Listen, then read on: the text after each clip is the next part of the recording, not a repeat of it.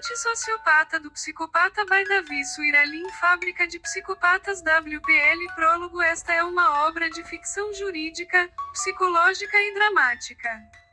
Todos os personagens, nomes, empresas, marcas, redes sociais e acontecimentos retratados nesta narrativa são produtos da imaginação do autor ou utilizados de forma puramente fictícia. Qualquer semelhança com a realidade, com pessoas vivas ou mortas, influenciadores digitais do mundo real ou fatos reais é mera e absoluta coincidência. Este livro mergulha nas profundezas mais obscuras da mente humana, explorando o choque inevitável entre dois transtornos de personalidade distintos que operam à margem da empatia convencional.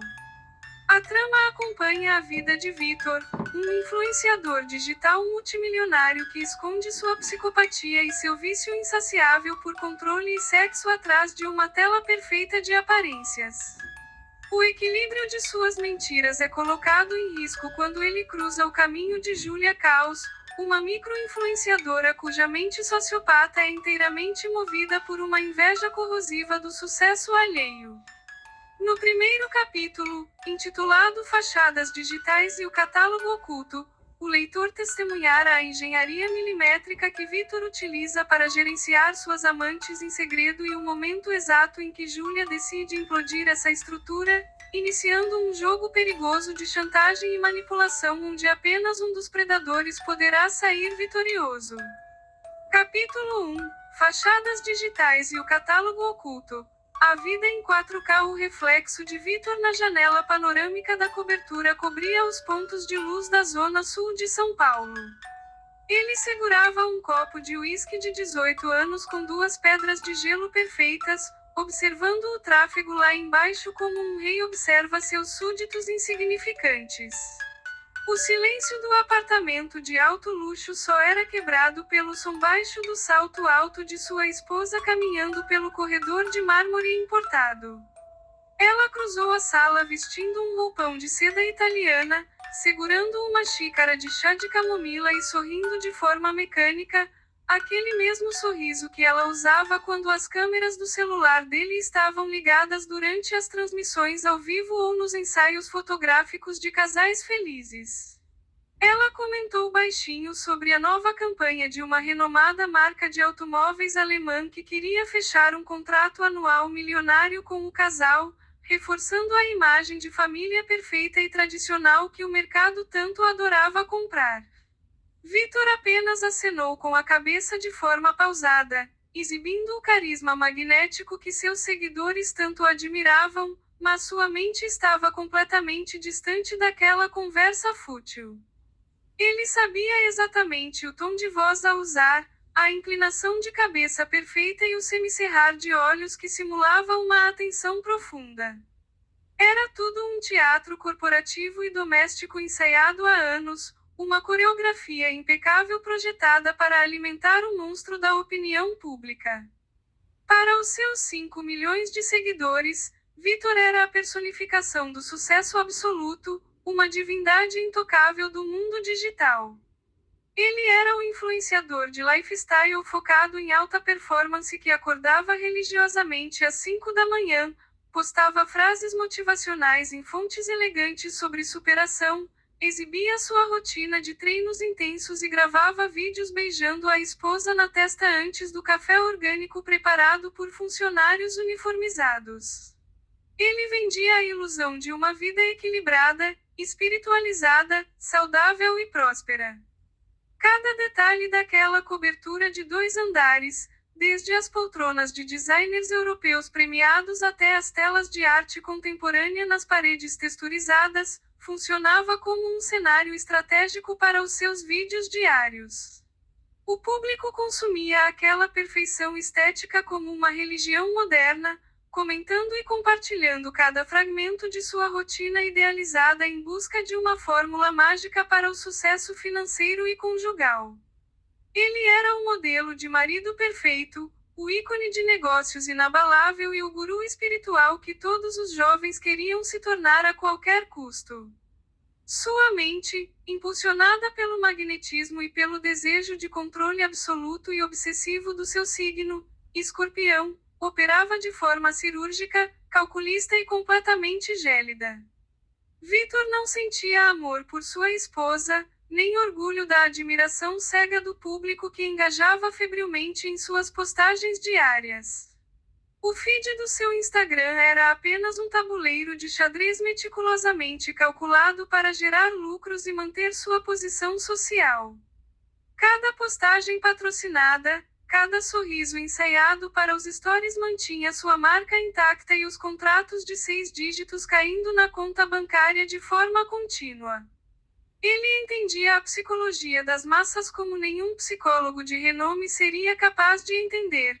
Sabia exatamente quais gatilhos emocionais, quais palavras de vulnerabilidade simulada deveria acionar para fazer as pessoas comprarem seus produtos ou invejarem sua rotina vazia. Para ele, os milhões de seguidores eram apenas números frios em um gráfico de faturamento mensal, mentes fracas e carentes fáceis de serem manipuladas através de uma tela de vidro iluminada. Ele sentia um prazer quase divino em saber que milhares de pessoas moldavam suas vidas, seus casamentos e suas finanças com base nas mentiras estéticas que ele publicava a cada hora. Ele se alimentava da inveja alheia, o sofrimento silencioso daqueles que tentavam alcançar seu padrão de vida falso era o seu verdadeiro troféu psicológico. O verdadeiro motor de sua existência, invisível para as lentes de alta definição das câmeras, era o vício em sexo. A dopamina da conquista corporal, o perigo da descoberta e a quebra sistemática de todas as regras sociais eram as únicas coisas capazes de acender um lampejo de prazer real em seu cérebro de psicopata. Sua esposa era a fachada perfeita para os patrocinadores de marcas de família, a peça institucional indispensável que validava sua imagem de homem de bem e cidadão exemplar. Ela aceitava o casamento de aparências porque também colhia os frutos financeiros astronômicos daquela farsa digital, embora ignorasse a profundidade assustadora da escuridão do marido. As outras mulheres eram o combustível necessário para acalmar seus impulsos primitivos e sádicos. Ele não as via como seres humanos dotados de sentimentos, histórias, dores ou carências, mas como peças descartáveis de um catálogo secreto que ele manipulava friamente de acordo com seu humor e sua necessidade de validação. O ato da caça era o que realmente o fascinava: desarmar as defesas de uma mulher, fazê-la se apaixonar perdidamente por sua persona pública e depois usá-la fisicamente até esgotar o desafio era o jogo que mantinha seu sangue correndo nas veias. Para sustentar esse estilo de vida duplo e perigoso sem arranhar a imagem pública de homem imaculado, Vitor desenvolveu um sistema de engenharia e gerenciamento que funcionava com a precisão de um relógio suíço de alta tecnologia. Ele possuía 3 celulares idênticos, exatamente da mesma marca, modelo e cor, para evitar que qualquer deslize visual ou reflexo chamasse a atenção de sua esposa ou de seus assessores mais próximos durante o dia. O primeiro aparelho era o público e oficial, gerenciado em tempo integral por sua equipe de marketing e totalmente acessível por sua esposa, que tinha a senha master e frequentemente respondia mensagens de fãs ou verificava as interações diretas. O segundo era o corporativo, dedicado exclusivamente para lidar com marcas internacionais, diretores de grandes agências de publicidade e contratos publicitários de alto escalão. O terceiro, no entanto, ficava escondido em um fundo falso cirurgicamente instalado no console central de seu carro importado blindado. Era o aparelho de criptografia avançada, desbloqueado apenas por biometria facial contínua, onde ele mantinha sua rede secreta de amantes fixas e sazonais. Nenhuma notificação piscava na tela inicial daquele aparelho. Nenhum nome real estava salvo na agenda de contatos, utilizando apenas códigos alfanuméricos. Tudo era protegido por senhas mutáveis semana após semana, uma fortaleza digital intransponível. Vitor dividia a semana com uma precisão matemática assustadora, tratando seus impulsos sexuais como se fossem reuniões de negócios agendadas em sua corporação. Às terças-feiras à tarde, o compromisso na agenda oficial do escritório apontava uma fictícia reunião de alinhamento estratégico com assessoria de imprensa, mas a realidade crua acontecia em um flat de altíssimo padrão e discreto no bairro dos Jardins. Lá, ele se encontrava com Bianca, uma jovem modelo em início de carreira que se contentava e se calava com presentes caros de grife, bolsas de marcas francesas exclusivas e viagens internacionais de luxo em troca de sigilo absoluto e disponibilidade imediata a qualquer hora do dia ou da noite. Bianca acreditava piamente que Vitor estava infeliz no casamento, vivendo uma tragédia silenciosa, e que ela era o seu verdadeiro refúgio de paz, uma narrativa mentirosa que ele alimentava com falsas promessas de divórcio sempre que percebia que ela começava a exigir algo mais sério ou público. Ele conhecia cada uma das carências emocionais de Bianca e as usava como uma coleira invisível, alimentando-a com migalhas de afeto simulado para garantir que ela nunca falhasse ou fizesse perguntas difíceis nos encontros semanais. Às quintas-feiras à noite, após supostamente jogar futebol com amigos da alta sociedade e grandes empresários da elite paulista, ele se encontrava com Camila, uma jovem herdeira de uma dinastia industrial que adorava o perigo de se deitar com um homem casado e famoso. Camila não queria compromisso, ela queria a adrenalina pura do proibido, o que casava perfeitamente com a necessidade psicológica de Vitor de testar limites sociais. Eles se encontravam em estacionamentos subterrâneos de prédios comerciais abandonados antes de subirem para hotéis boutique de luxo onde os funcionários eram pagos generosamente para não fazerem perguntas e apagarem os registros das câmeras de segurança. Havia ainda uma terceira mulher estável em seu rodízio, Carolina, uma estilista renomada que usava os encontros esporádicos para massagear o próprio ego e alimentar uma rivalidade silenciosa com a estética sofisticada que a esposa de Vitor exibia publicamente nas redes sociais. Para cada uma delas, Vitor performava uma personalidade completamente diferente, moldando seu tom de voz, seus trejeitos e até suas preferências políticas para se transformar no homem ideal de suas respectivas fantasias românticas ou carnais. Ele anotava os gostos de cada uma, os perfumes preferidos, os traumas de infância mais profundos e até os ciclos menstruais exatos em uma planilha oculta em um servidor na nuvem para nunca cometer deslizes em datas, não misturar os presentes e jamais confundir os detalhes das conversas íntimas. O sexo, para ele, era uma transação pura de poder, submissão e controle absoluto, e ele sempre garantia estar no comando unilateral de todos os termos. Ele nunca perdia a cabeça, nunca se apaixonava e nunca deixava um único rastro que pudesse ser usado contra ele.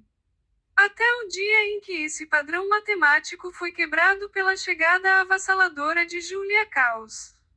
Do outro lado da cidade, em um apartamento de apenas um quarto com paredes descascadas pela umidade e janelas de vidro fosco que davam para um beco escuro e barulhento, Julia Caus ajustava com os dedos frios o tripé de um anel de luz barato para gravar mais um tutorial de maquiagem. O espaço onde ela morava era claustrofóbico e sufocante.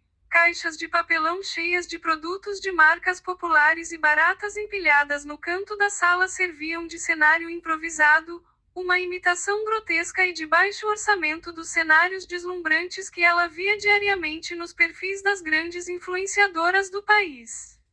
O número estático no topo da tela do seu celular parecia zombar de sua inteligência, de sua beleza e de sua ambição sem limites todos os dias. 837 seguidores. Júlia odiava visceralmente cada um deles por serem tão poucos, enxergando aquele número ridículo como uma ofensa pessoal direta ao seu potencial de grandeza.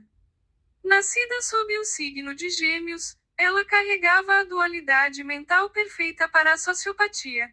Uma inteligência analítica extremamente rápida, Uma lábia impecável capaz de mimetizar qualquer emoção humana e uma capacidade assustadora de farejar as fraquezas alheias, tudo isso movido por uma inveja profundamente intelectualizada e corrosiva. Ela olhava para o mercado de influenciadores digitais e sentia um asco visceral de idiotas sem talento que nadavam em dinheiro, fechavam contratos publicitários de milhões e ganhavam viagens internacionais gratuitas, enquanto ela, com toda a sua superioridade intelectual e capacidade de manipulação psicológica, permanecia no mais completo e humilhante anonimato material. Naquela noite cinzenta, Júlia limpou a base pesada do rosto com força excessiva usando um pedaço de algodão áspero, descontando sua frustração existencial na própria pele até deixá-la visivelmente avermelhada. Seus olhos amendoados estavam fixos na tela brilhante onde o perfil verificado de Vitor piscava com novas atualizações de ostentação. Ela se lembrava perfeitamente, com precisão cirúrgica, de como o havia capturado na festa de gala dos influenciadores semanas atrás. O evento exalava futilidade, perfume caro e um desespero patético por atenção, com centenas de micro-influenciadores tentando desesperadamente conseguir uma foto tremida ou um segundo de conversa com Vitor para mendigar uma marcação nos stories que pudesse salvar suas contas falidas. Enquanto as outras mulheres tentavam impressioná-lo com sorrisos ensaiados, decotes provocantes e elogios rasos sobre seus vídeos motivacionais, Júlia fez exatamente o oposto. Ela permaneceu imóvel no canto mais escuro do salão de festas, bebendo seu champanhe morno e apenas o observando com um olhar frio, analítico, desprovido de qualquer admiração e quase predatório. Quando os olhos de Vitor finalmente cruzaram com os dela através da multidão barulhenta, não houve o flerte comum ou o jogo de sedução tradicional. Houve um reconhecimento mútuo e instantâneo de escuridão profunda. Ela reconheceu o monstro calculista por trás do sorriso comercial dele, e ele viu o vazio perigoso e sem alma nela. O magnetismo foi imediato, violento e inevitável. Eles não precisaram de muitas palavras ou justificativas naquela noite. O acordo silencioso de destruição mútua já estava selado no primeiro e firme aperto de mão. A dinâmica que se seguiu nos dias posteriores não se parecia em absolutamente nada com as relações vazias que Vitor mantinha com suas outras amantes submissas. Júlia não buscava bolsas de grife para ostentar, jantares românticos à luz de velas ou promessas vazias de afeto para exibir em um perfil privado do WhatsApp. Na cama de motéis de altíssimo luxo localizados na periferia rica de São Paulo, onde os quartos tinham L-pontos, entradas privativas e total isolamento acústico contra qualquer ruído externo, a frieza de ambos se transformava em uma sincronia violenta, teatral, doentia e altamente criativa. Eles exploravam fantasias sombrias, jogos de dominação psicológica extremamente complexos e cenários de humilhação mútua que fariam qualquer pessoa comum chorar de pavor, tremer de horror ou procurar ajuda psiquiátrica imediata. Eles testavam de forma deliberada os limites físicos e mentais um do outro, completando-se na cama como duas engrenagens perfeitas de uma máquina perversa de prazer e dor. Pela primeira vez em toda a sua vida adulta, Vitor sentia que não precisava fingir ser humano, simular empatia ou usar a máscara de bom moço. Diante de Júlia, ele podia ser exatamente o predador implacável que habitava seu peito. Ela, por sua vez, alimentava-se daquela sensação de controle absoluto, sentindo-se intelectualmente superior a todas as mulheres que Vitor já havia tocado ou manipulado no passado. Eles eram dois monstros brincando no escuro, cientes de que o jogo era perigoso demais para qualquer outra pessoa sobreviver. O que começou com encontros discretos 2 vezes por semana rapidamente escalou para algo completamente fora do controle programado e das planilhas de Vitor. Em menos de um mês, as 2 noites transformaram-se em 3, e depois em 4 noites seguidas, consumindo de forma voraz os intervalos que ele costumava dedicar às outras amantes e até mesmo os momentos sagrados em que deveria estar fingindo atenção e carinho para sua esposa na cobertura de luxo. Vitor começou a desmarcar compromissos antigos com Bianca, a ignorar as mensagens provocantes de Carolina e a inventar desculpas corporativas esfarrapadas para Camila, tudo para passar mais horas trancado no escuro com Júlia. Para Vitor, Júlia havia se tornado a droga mais pura, viciante e perigosa para saciar seu vício em sexo e controle. Ela simplesmente não tinha limites morais, não demonstrava medo diante do perigo e desafiava constantemente sua inteligência e sua arrogância. Para Júlia, as coisas haviam tomado o rumo de uma obsessão de poder absoluto e definitivo. Na mente distorcida e sem remorso da sociopata, ela finalmente havia encontrado o que sua mente considerava ser o amor, um conceito egoísta que para ela não tinha qualquer relação com afeto, carinho, lealdade ou empatia, mas sim com posse total, controle territorial, destruição dos rivais e o passaporte definitivo para o topo da pirâmide social e financeira que Vitor habitava com arrogância. Júlia acreditava piamente que era a única mulher na vida dele além da esposa de fachada que ele exibia nos eventos públicos de marketing. Ela não fazia a menor ideia da existência de Bianca, de Camila ou de Carolina, pois Vitor usava toda a sua complexa engenharia psicológica e manipulação verbal para fazê-la se sentir a única e exclusiva rainha de suas madrugadas de perversão e segredos. Ele dizia repetidamente que o que eles tinham era único no mundo, uma verdade que ele considerava literal devido à psicopatia de ambos, mas que era interpretada de forma romântica e possessiva por Júlia. No entanto, o anonimato digital, a falta de reconhecimento e a pobreza material do seu apartamento de periferia estavam sufocando a mente ambiciosa da jovem sociopata.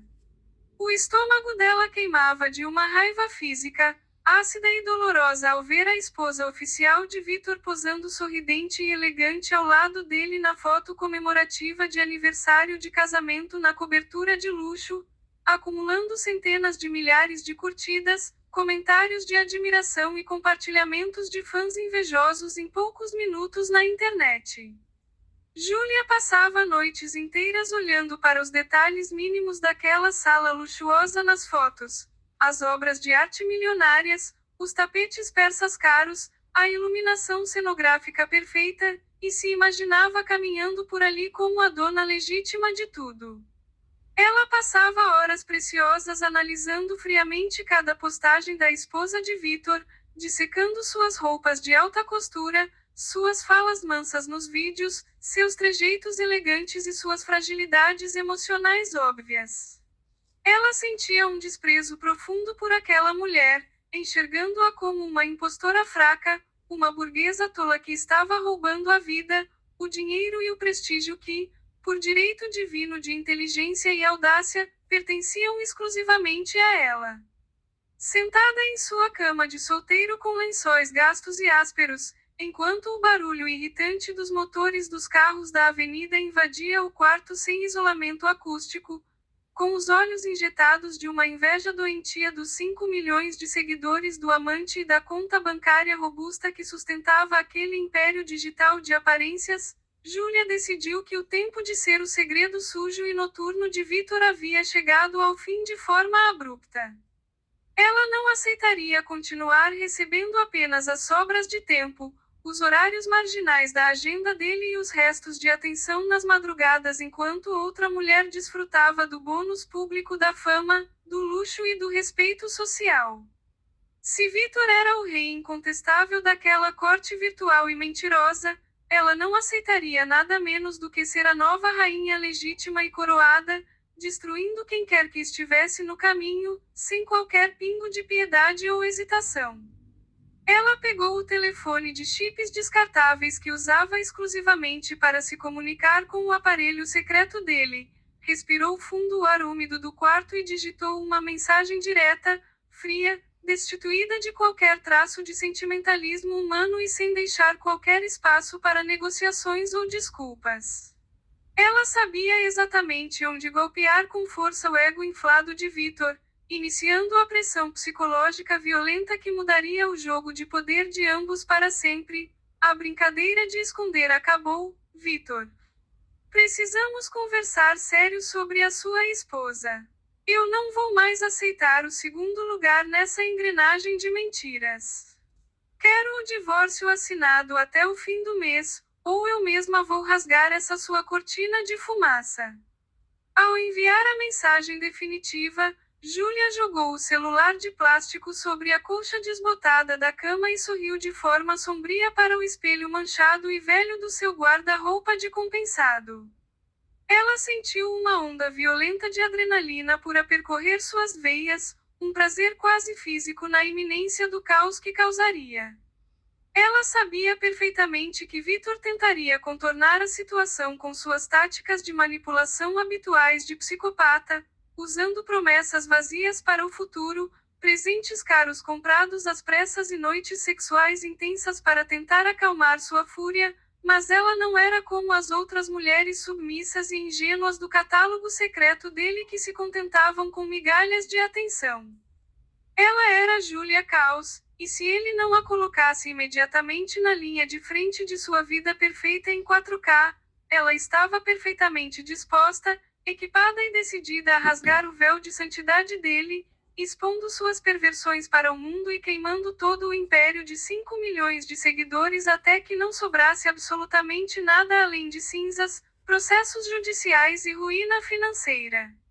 O tabuleiro de xadrez psicológico estava montado, os peões começavam a avançar de forma agressiva e a contagem regressiva para a destruição completa da fachada digitalista havia começado.